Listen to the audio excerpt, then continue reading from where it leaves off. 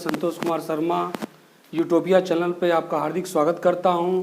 इसके पहले कल आपने उद्देशिका पे प्रस्तावना के ऊपर मेरा वीडियो देखा, बहुत सारा प्रेम मिला, बहुत सारा जो है आपके प्रति आभार है। आज एक नया टॉपिक लेके आया हूं, फंडामेंटल राइट यानी मूल अधिकार के बारे में। और इस मूल अधिकार का जो टॉपिक है हम 3 खंड में लेके चलेंगे। सबसे पहले हम जो है मूल अधिकार के संदर्भ में छोटी छोटी अवधारणा को जानने का प्रयास करेंगे, जैसे फंडामेंटल राइट यानी मूल अधिकार क्या है वास्तव में, कैसे इसे परिभाषित किया जाए, इसे मूल या मौलिक क्यों कहा गया, यह राज्य के विरुद्ध दिया गया मानविक अधिकार है तो राज्य क्या है, वास्तव में राज्य की क्या परिभाषा है, यह आगे हम देखने का प्रयास करेंगे। जैसा कि आप जानते हैं राज्य शब्द से हम लोग तात्पर्य लगाते हैं राज्य का, जैसे मैं उत्तर प्रदेश का निवासी हूं, बल्कि संविधान में राज्य का अर्थ क्या होता है, राज्य में कितनी संस्थाएं आती हैं, राज्य का वास्तव में अर्थ क्या है, तभी से हम समझ पाएं कि राज्य के विरुद्ध मानव को दिया गया एक उपहार है। फिर हम देखेंगे प्रत्याभूत फंडामेंटल राइट जो है, प्रत्याभूत अधिकार जो मानव को दिया गया है यह वाद योग्य है और ये नकारात्मक है, निगेटिवनेस इसमें है। फिर हम देखेंगे भारत में कैसे ये राजनीतिक लोकतंत्र की स्थापना करता है। फिर देखेंगे मानव अधिकार और मूल अधिकार में मूलभूत अंतर क्या है। थोड़ा सा प्रारंभ करने से मैं एक बात कहूंगा, कैसे पॉलिटी को पढ़ना चाहिए। आप लोग क्या करते हैं प्यारे बच्चों, पॉलिटी को पढ़ने यानी तैयार कैसे करते हैं, अनुच्छेद 14 में ये है, 15 में है, 16 में है, 17 में है और जीवन भर ये समस्या चलती रहती है। 16 नहीं याद है, 17 कैसे हम आर्टिकल याद करें, बल्कि तैयार करने का सबसे शानदार तरीका है कि सबसे पहले कॉन्सेप्ट को समझिए, यानी फंडामेंटल राइट है क्या, क्या राज्य है, क्या प्रत्याभूत है, क्या वाद योग्य है, क्योंकि एक एक कड़ियां आपस में जुड़ी हुई हैं और कॉन्सेप्ट को मिलाकर जब आप फैक्ट पढ़ेंगे तो सारा संदर्भ क्लियर हो जाएगा, फिर कभी भूलेगा नहीं, क्योंकि लॉजिकली इसका डेवलपमेंट हुआ है तो एक एक खंड दूसरे से जुड़े हुए हैं और सबसे शानदार सब्जेक्ट जो है यही आपका बन जाएगा। विश्वास कीजिएगा 100%। तो आइए एक एक संदर्भ को देखने का प्रयास करते हैं। पहले वाले खंड में हम देखेंगे मूल अधिकार के ऊपर छोटी छोटी अवधारणाओं के बारे में। हालांकि ये अवधारणाएं बहुत ही महत्वपूर्ण आपको परीक्षा भवन में नहीं हो सिद्ध होंगी, लेकिन यही अवधारणाएं आपका जो है रुचि पैदा करेगी, आपको मूल अधिकार के बारे में जानने का जो है और जिज्ञासा प्राप्त होगा और छोटी छोटी चीजें आपको संपूर्णता प्रदान करेंगी। तो सबसे पहले वाले खंड में हम छोटे छोटे कॉन्सेप्ट पढ़ेंगे, फिर हम फैक्ट देखेंगे कि वास्तव में परीक्षा में किस प्रकार से सवाल आते हैं, फिर हम अंत में लास्ट में वीडियो के अंत तक बने रहिएगा, जितने सवाल आते हैं एक एक यहीं पे मैं कराऊंगा। और आइए प्रारंभ करते हैं फंडामेंटल राइट यानी मूल अधिकार के बारे में या मौलिक अधिकार के बारे में, और देखते हैं कि मूल अधिकार है क्या वास्तव में और किसे मूल कहते हैं।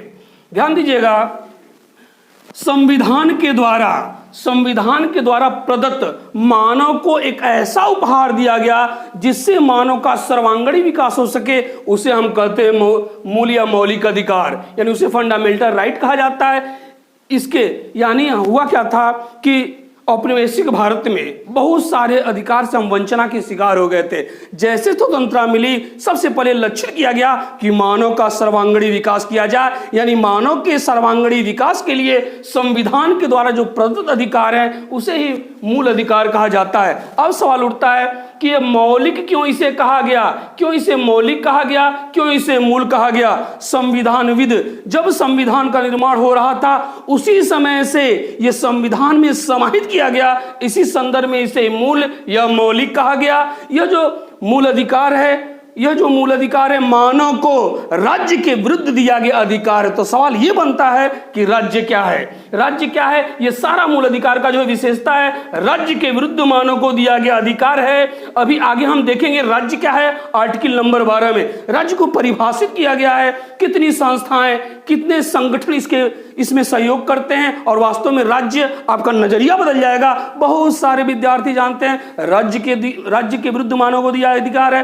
तो वह समझते हैं कि राज्य हमारा उत्तर प्रदेश, राजस्थान, दिल्ली वाला है, बल्कि यहाँ पर पूरे संविधान में राज्य का संदर्भ क्या है बस तैयार कीजिएगा, यह मानव को राज्य के विरुद्ध दिया गया अधिकार है। अगला टॉपिक है मूल अधिकार प्रत्याभूत अधिकार है। यह जो मूल अधिकार है प्रत्याभूत अधिकार है, तो प्रत्याभूत का अर्थ क्या होता है। प्रत्याभूत की अंग्रेजी गारंटी होती है।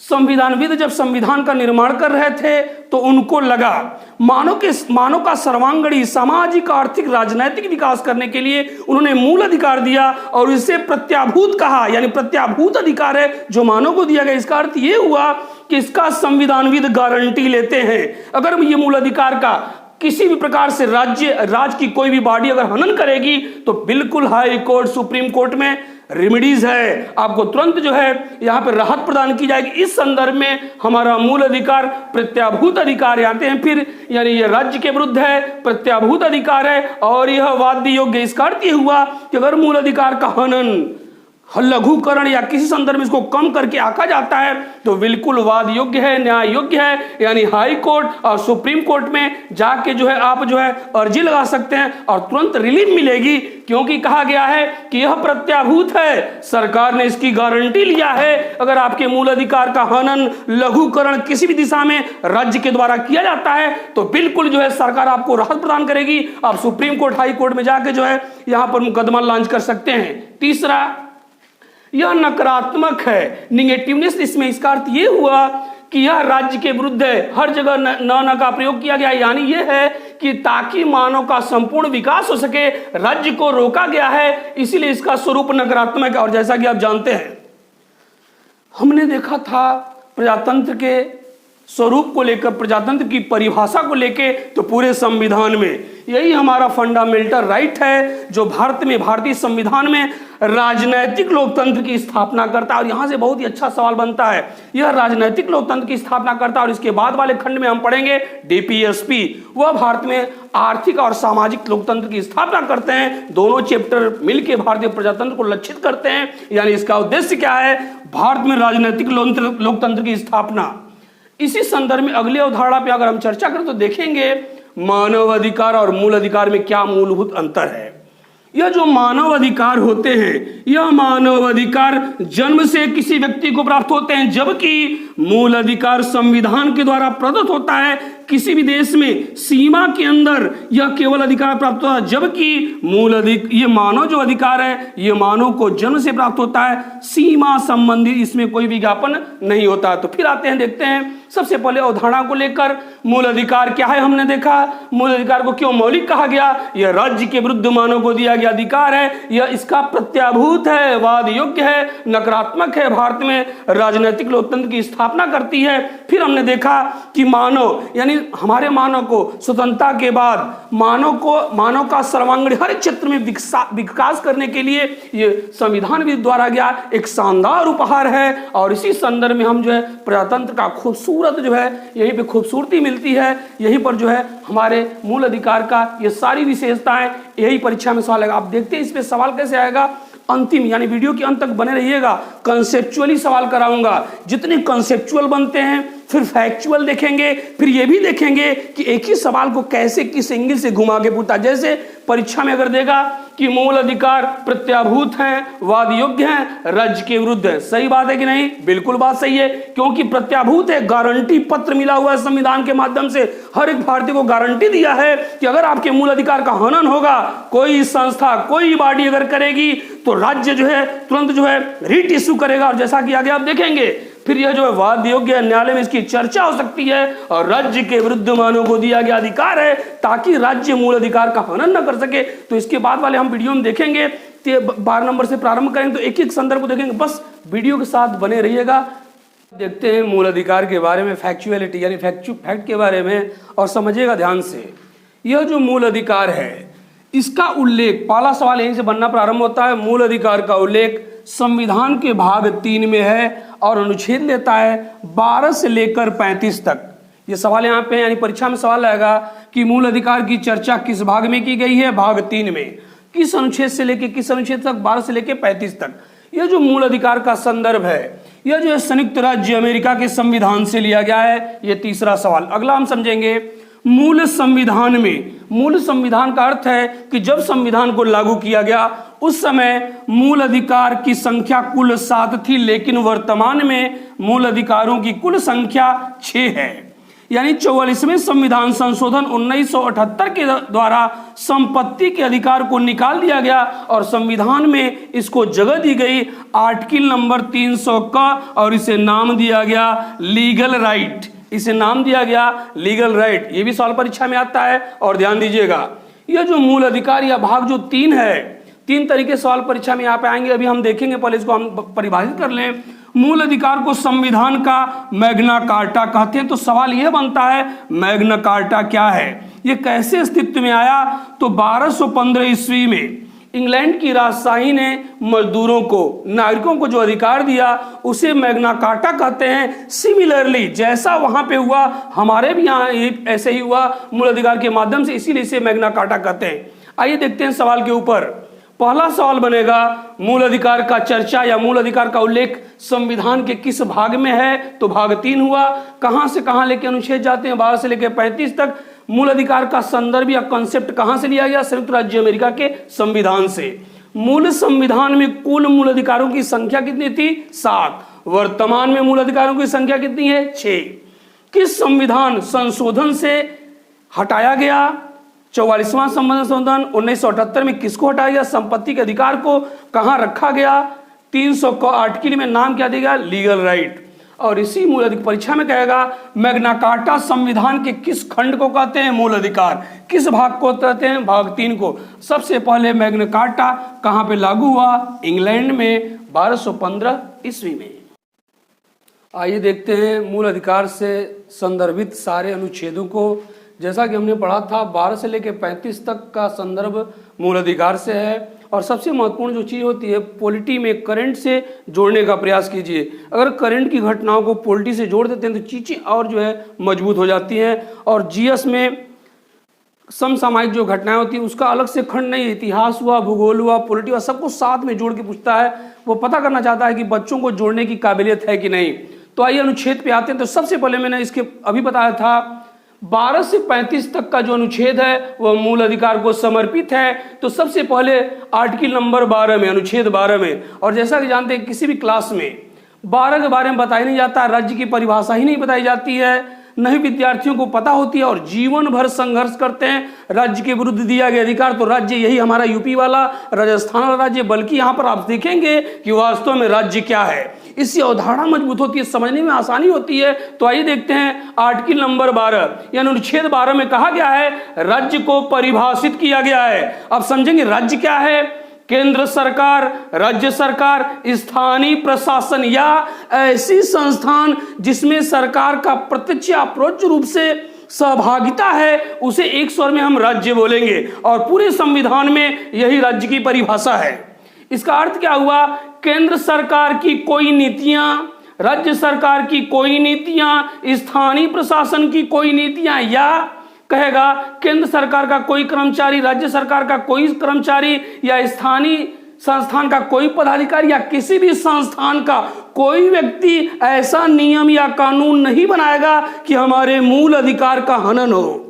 और अगर हनन होगा तो इसलिए कहा गया है यह राज्य के विरुद्ध मानव को दिया गया उपहार, यानी यह राज्य के सापेक्ष नहीं बल्कि विरोध में है कि राज्य जो है ये तीनों बॉडी हमारे मूल अधिकार का हनन या विलुपीकरण या कम आंकने की कोशिश नहीं करेंगे। अगर ऐसा करेंगे तो मानव यानी हमारी जो भारत की जनता है वह सीधे जाएगी सुप्रीम कोर्ट या हाई कोर्ट में, क्योंकि यह प्रत्याभूत अधिकार हमको गारंटी मिला हुआ है कि राज्य इसका विरोध नहीं करेगा। तो राज्य की परिभाषा का समावेश अनुच्छेद 12 में केवल यही पूछेगा।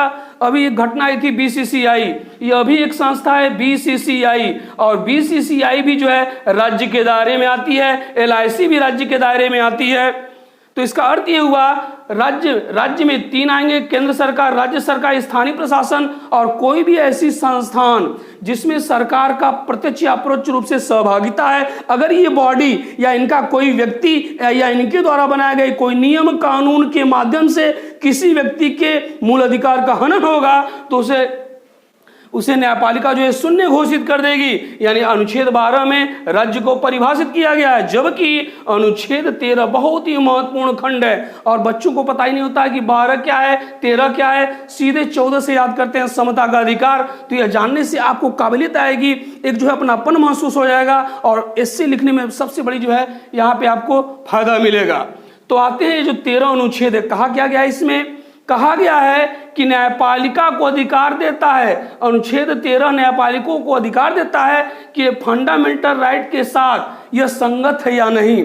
कोई भी नियम या कानून, कोई भी भूमिका, कोई भी योजना, कोई भी कानून, कोई भी किसी कोई राज्य के द्वारा किया गया कार्य, वह न्यायपालिका चेक करती है कि फंडामेंटल राइट के साथ संगत है या नहीं। या इसी को दूसरे रूप में अगर हम कहेंगे, न्यायिक पुनर्विलोकन का सिद्धांत इसी में अप्रत्यक्ष रूप से हमको प्राप्त हुआ है, जो संयुक्त राज्य अमेरिका से लिया गया है। यानी एक संदर्भ आता है, जुडिशियल रिव्यू। अगर कोई भी ऐसी अवधारणा, कोई भी ऐसी नीति, कोई भी अगर समस्या ऐसी पाई जाएगी, तो सुप्रीम कोर्ट, हाई कोर्ट को अधिकार है कि उसका न्यायिक पुनर्विलोकन हो। यानी आइए देखते हैं कैसे। सबसे पहले हमने देखा राज्य को किस अनुच्छेद में परिभाषित किया गया है? 12 में। राज्य में कुल कितनी बॉडी आती हैं? 3 बॉडी। केंद्र सरकार, राज्य सरकार, स्थानीय प्रशासन या सरकार के द्वारा स्थापित कोई ऐसी संस्था जिसमें उसका स्वामित्व हो या जिसमें उसकी सहभागिता हो, इनके द्वारा किया गया या इनके माध्यम से कोई योजना या नीति बनाई जा रही है, तो उस दिशा में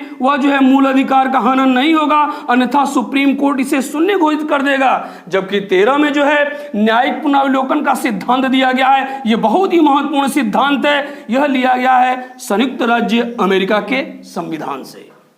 आइए देखते हैं अगला पोर्शन, यानी समता और समानता का अधिकार के बारे में। अभी हम लोगों ने चर्चा किया अनुच्छेद 12 और 13 को, और अब हम प्रयास करेंगे समता या समानता के अधिकार के बारे में। तो सबसे पहले हम समझने का प्रयास करेंगे कि यह जो समता का अधिकार है, समता या जो समानता का अधिकार है, इसमें कुल 5 अनुच्छेदों की हम चर्चा करेंगे। आइए एक एक खंड को समझने का प्रयास करते हैं। सबसे पहले अनुच्छेद 14 में कहा गया है विधि के समक्ष समता। इसका मूल क्या है, इसका क्या मतलब है, एक एक खंड को समझने का प्रयास करें। अगर मोटे तौर पे देखें तो इसका मतलब ये हुआ कि कानून की नज़र में चाहे उच्च हो चाहे नीच हो, सभी लोग इक्वल यानी बराबर हैं। यानी इसका मतलब ये हुआ कि ये जो विधि है, संविधान के पहले की विधि और संविधान के बाद जितनी भी विधियां हैं, इन विधि के समक्ष सभी लोग जो है इक्वल हैं, समान हैं। और इसी संदर्भ को अगर अगले हिस्से में समझे तो ध्यान समझिएगा। 15 में कहा गया है धर्म, जाति, लिंग, जन्म स्थान के आधार पर राज्य कभी विभेद नहीं करेगा। जबकि 16 अनुच्छेद में कहा गया है लोक नियोजन के संदर्भ में, अर्थात सरकारी नौकरी के नियोजन के संदर्भ में समान अवसर प्रदान की जाएगी। 17 अनुच्छेद में अस्पृश्यता का अंत कर दिया गया है, जबकि 18 में उपाधियों का अंत कर दिया गया है। अब एक एक खंड को विस्तार से समझते हैं। 14 में विधि के समक्ष समता, 15 में धर्म, जाति, लिंग, जन्म स्थान के आधार पर राज्य विभेद नहीं करेगा, 16 में लोक नियोजन में सबको समान अवसर प्रदान किया जाएगा, 17 में अस्पृश्यता यानी छुआछूत का उन्मूलन की घोषणा की गई, 18 में उपाधियों का अंत। 14 को हम विस्तार से समझेंगे। यहाँ पे 2 अवधारणाएं निकलकर सामने आती हैं।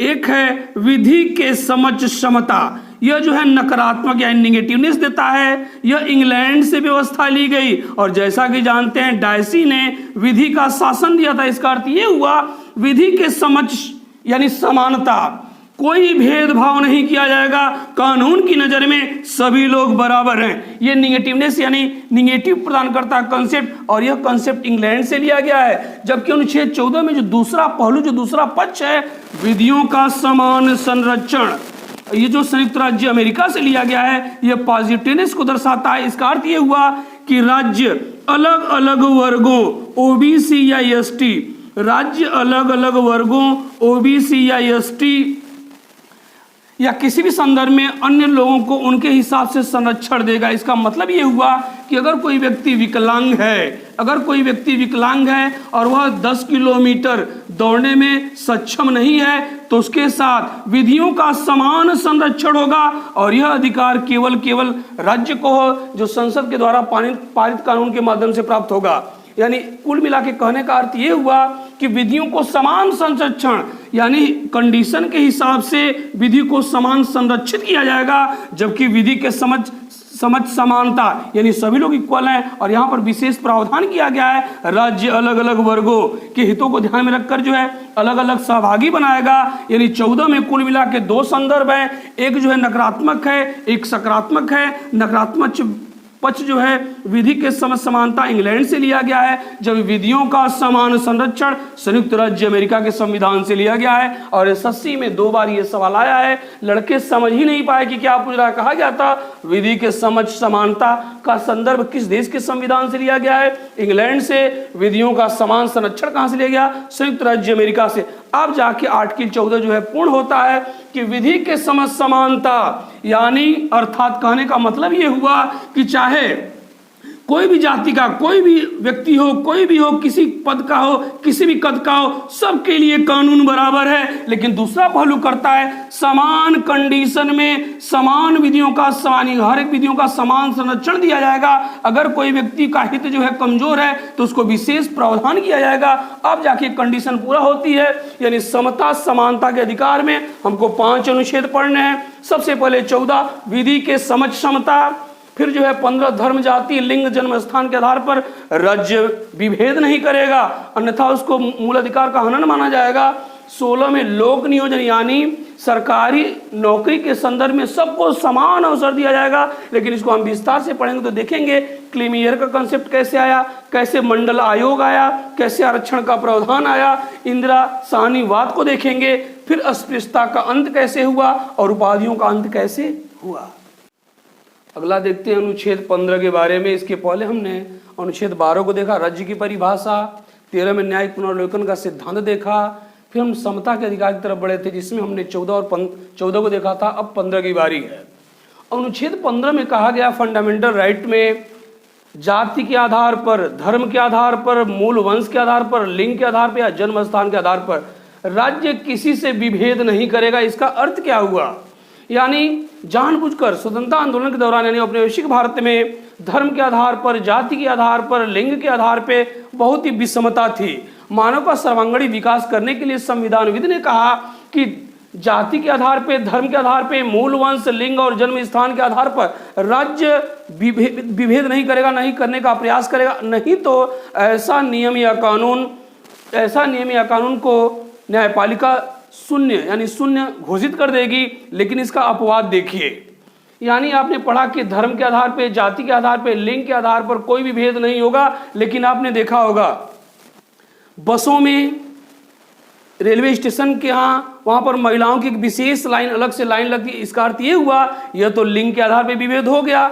यानी समता के आधार अगर बात होती थी तो सभी की एक लाइन लगनी चाहिए। बसों में 3 सीटें महिलाओं को सुरक्षित नहीं करना चाहिए, लेकिन यह किसी भी तरीके से अनुच्छेद 15 का उल्लंघन नहीं है, बल्कि कहता है 15(3) में इसको जाके पुष्ट करता और कहता है महिलाएं, वृद्ध व्यक्ति और छोटे छोटे बच्चे को समाज का कमजोर व्यक्ति माना गया है। और अगर इनके संदर्भ में कोई प्रावधान किया जाता है तो यह किसी भी तरीके से अनुच्छेद 15 का उल्लंघन नहीं है। जब इस हिसाब से आप चीजों को जोड़ के पढ़ेंगे तो एक भी कंसेप्ट छूटेगा नहीं। यानी 15 में जो है जाति, धर्म, मूल वंश, लिंग, जन्म स्थान के आधार पर राज्य विभेद नहीं करेगा। 15(3) में कहा गया है महिलाएं, वृद्ध व्यक्ति, छोटे छोटे बच्चे समाज के कमजोर वर्ग हैं, तो इनका अगर हेल्प किया जाए, इनके लिए विशेष प्रावधान किया जाए तो किसी भी संदर्भ में इसका उल्लंघन नहीं किया जाएगा। जबकि 15(4) में तमिलनाडु राज्य, जो पहले इसका नाम मद्रास था, वहां से एक निर्णय आया, सांप्रदायिक आदेश, और कहा गया कि हर जाति के लिए अलग अलग प्रावधान किया जाएगा, अलग अलग प्रावधान किया जाएगा। इसका अर्थ यह हुआ वहां के कोई सरकारी संस्थाओं में ओबीसी, एससी, एसटी को विशेष आरक्षण का प्रावधान दिया जाएगा, जिसको मान लिया गया। और यह जो है प्रथम संविधान संशोधन 1991 के माध्यम से हुआ था। लेकिन 2006 में एम्स में लोगों ने जो है एक बहुत ही बड़ा जो है आंदोलन प्रारंभ कर दिया और नारा दिया कि उच्च शिक्षण संस्थानों में जैसे एम्स हुआ, आईआईटी हुआ, यही प्रावधान मिलना चाहिए। और इसी के लिए भारत सरकार ने 93वां संविधान संशोधन किया, जिसके माध्यम से उच्च शैक्षणिक संस्थान में भी आरक्षण का प्रावधान हो गया, जो किसी भी संदर्भ में 15(a) यानी 15 आर्टिकल का उल्लंघन नहीं माना जाएगा। अगला है अनुच्छेद 16, और 16 में क्या कहा गया है, लोक नियोजन के संदर्भ में।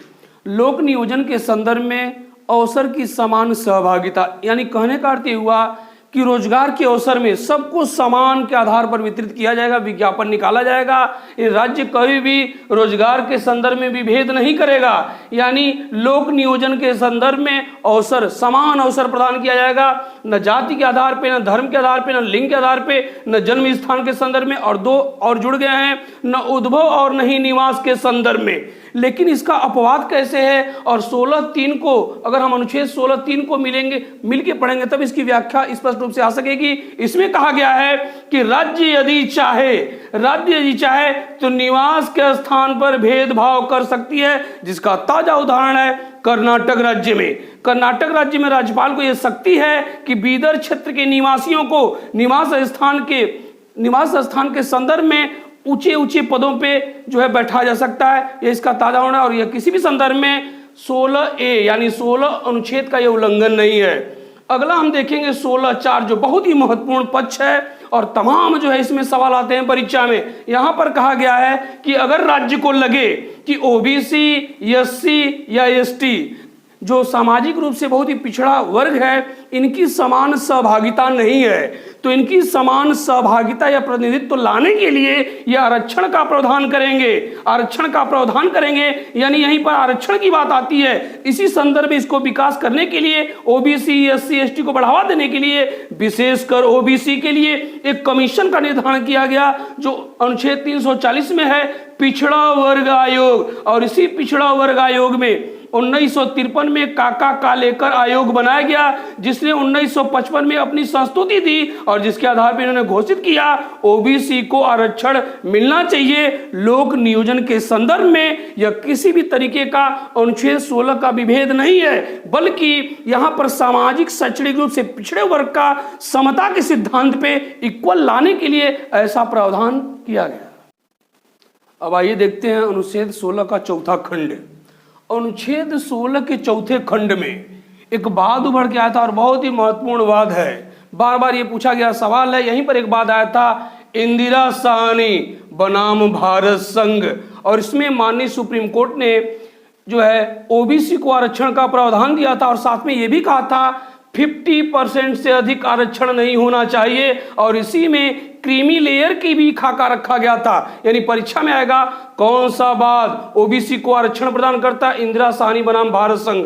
और जो है माननीय सुप्रीम कोर्ट ने यह भी कहा कि 50% से अधिक आरक्षण का प्रावधान नहीं होना चाहिए, और इसी संदर्भ में क्रीमी लेयर का भी संदर्भ उभर के आया। जबकि अनुच्छेद 17 में कहा गया है अस्पृश्यताकांत यानी छुआछूत का उन्मूलन कर दिया गया, लेकिन पूरे संविधान में कहीं पर भी अस्पृश्यता शब्द का उल्लेख नहीं किया गया है। जबकि 18 में उपाधियों का अंत की घोषणा की गई। इसका अर्थ यह होता है कोई भी पदवी सेना या शैक्षणिक उपाधियों को छोड़कर अगर किसी व्यक्ति को कोई उपाधि लेनी है तो उसे राष्ट्रपति के पास इसका जो है अधिकार, इसका पुष्टि करानी पड़ेगी, तभी जो है ये हो पाएगा। यानी कहने का अर्थ ये हुआ 18 में उपाधियों का अंत, 17 में छुआछूत का उन्मूलन, और जो है 16 में अवसर की समानता।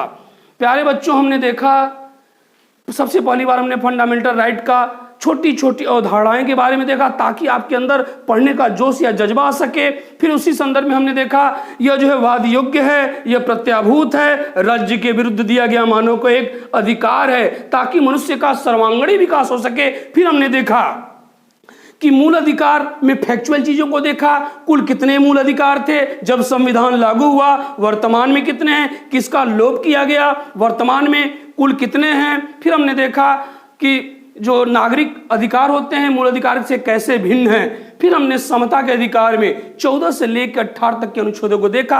अब आते हैं लास्ट वाले खंड पे, सवाल की बारी। अब देखिए परीक्षा में सवाल कैसे आएगा। सबसे पहले जो सवाल बिल्कुल आते हैं, आएगा क्या, कौन सा भारतीय संविधान का कौन सा भाग भारत में राजनैतिक लोकतंत्र की स्थापना करता है, फंडामेंटल राइट। फिर कहेगा कि मूल संविधान में जब लागू संविधान हुआ तो उस समय कुल अधिकारों की संख्या कितनी थी, 6, वर्तमान में कितना है, 7। किसका लोप किया गया, संपत्ति के अधिकार का। कहां ले जाकर रखा गया, 300 को आर्टिकल में नाम क्या दिया गया, कानूनी अधिकार।